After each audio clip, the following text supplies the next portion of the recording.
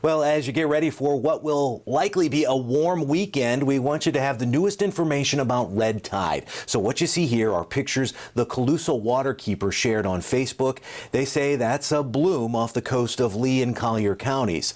Now, the water quality can change based on a number of things. So this morning we have team coverage about what's happening right now. Fox 4's Alexander Rangel will join us live from Sanibel to tell us what it looks like and smells like there as the sun comes up. But we want to start our coverage with Fox 4 certified meteorologist Trent Eric, because Trent, you can tell us what the red tide will be like over the next several hours. Yeah, it's a new tool we've got here to forecast ahead on what the red tide conditions are going to be like. We'll start with the current samples right now, which as you move around town are still at that moderate to high category. And this is from Cape Hayes southward. And the big difference here over the last week or so has been the development of the bloom off of the southern parts of Lee County now into Collier, where from Vanderbilt Beach southbound to Marco, we're anywhere from high to some medium concentrations, with the fear that that bloom is extending off to the south. If you're new here to South Florida, or sometimes it's good just to get a refresher, what is red tide? Well, it's an algae bloom, and sometimes it can grow out of control, especially in the Gulf of Mexico.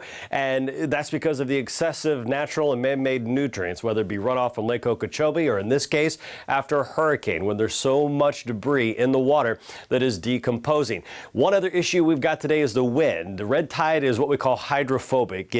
Those toxins get into the air, and then the wind picks them up. And if we have an onshore flow, that's when we really start to see the respiratory issues with the scratchy throats. And today, our winds are expected to pick up. We expect the gusts today to be 30 to 35 miles per hour. And matter of fact, as we look at this morning, watch how fast the computer model picks up the winds, where we could see gusts up to 40 miles per hour out of the south. That will put areas such as Sanibel and areas around Cape Hayes really under the gun here with those toxins moving on shore. Matter of fact, Tarpon Bay Beach, where Alexander will be joining us here in just a bit, we expect those concentrations to be at high all the way throughout the day.